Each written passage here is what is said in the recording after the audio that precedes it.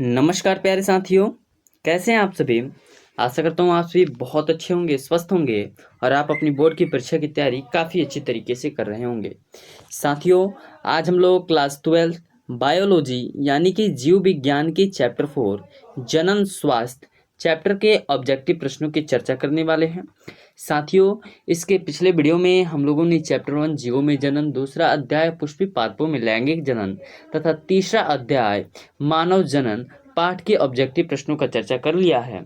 अगर आपने वह वीडियो नहीं देखा है तो इसी वीडियो के डिस्क्रिप्शन में मैं उन सभी वीडियो का लिंक दे दूंगा, यानी कि प्लेलिस्ट का लिंक दे दूंगा, आप उसे अवश्य देख लें।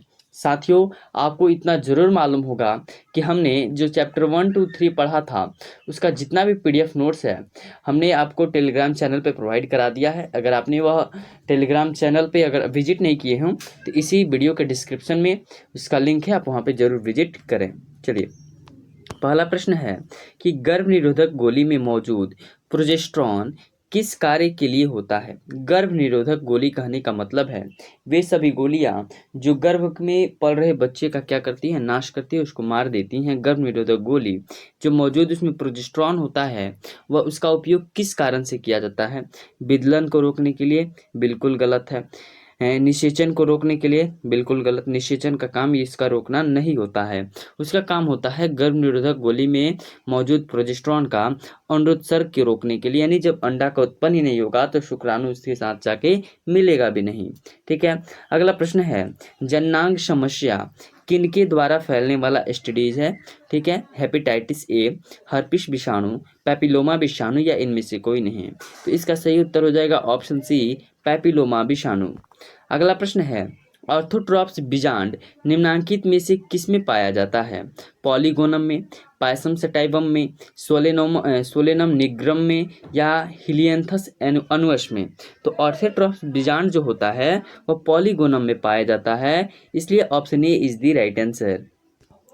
अगला प्रश्न है कि एक शुक्राणु को सीधा अंडाणु में प्रवेश कराने की विधि है।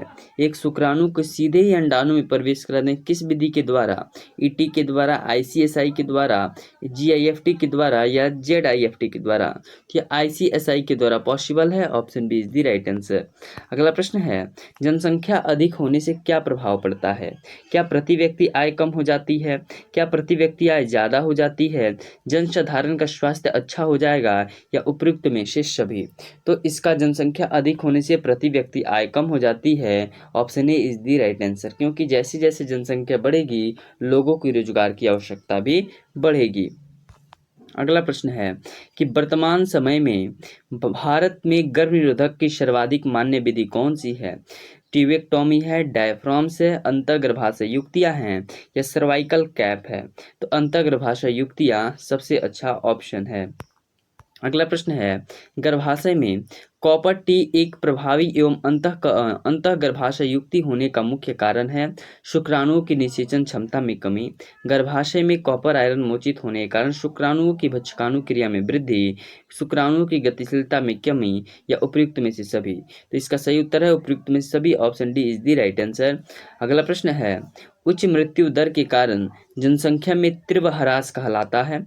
जनसंख्या घनत्व, जनसंख्या अवनमन, जनसंख्या विस्फोट या इनमें से सभी। तो उच्च मृत्यु दर के कारण जनसंख्या में तीव्र ह्रास जो है वह जनसंख्या अवनमन कहलाता है, option B is the right answer.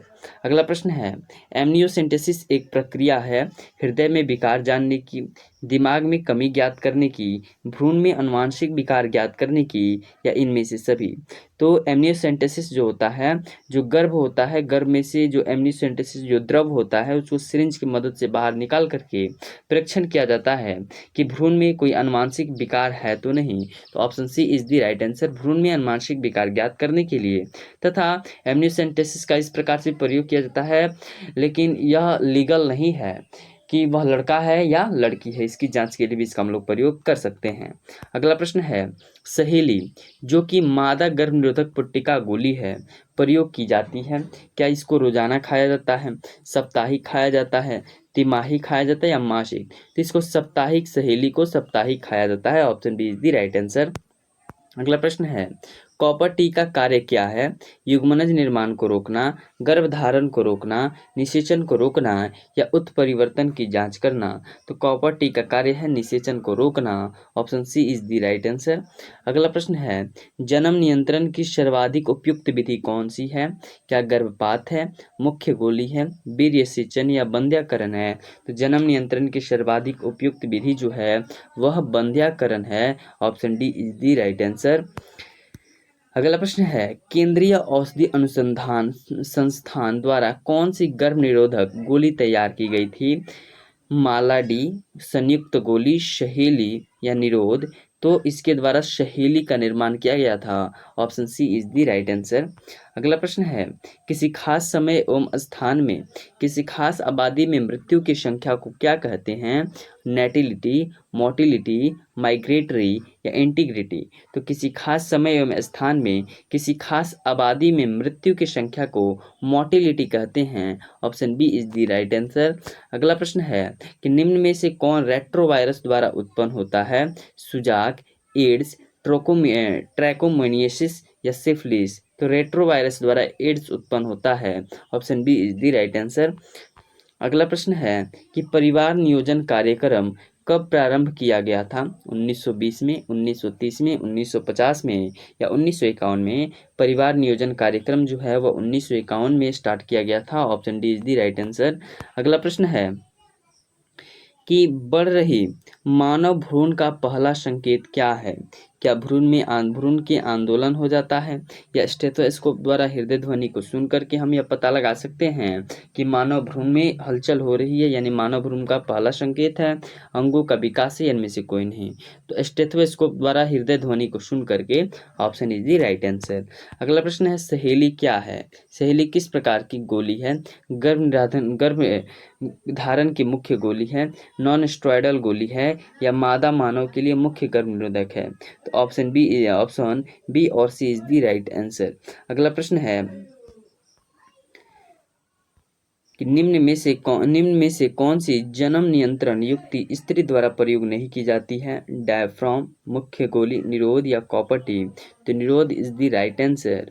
अगला प्रश्न है कि जन्म नियंत्रण की एक विधि है किसके कारण जन्म नियंत्रण किया जा सकता है? जिफ्ट के द्वारा, एचजीएफ के द्वारा, आईवीएफटी के द्वारा या आईओडीज के द्वारा? तो जन्म नियंत्रण की एक उपयुक्त विधि आईओडीज है। Option D is the right answer. अगला प्रश्न है कि कौन सी तकनीक जो है पुरुषों से संबंधित है? मुख्य गोली, टीवेक्टोमी, वसेक्टोमी या इनमें से कोई नहीं? तो वसेक्टोमी जो है वह पुरुषों से संबंधित है। Option C is the right answer.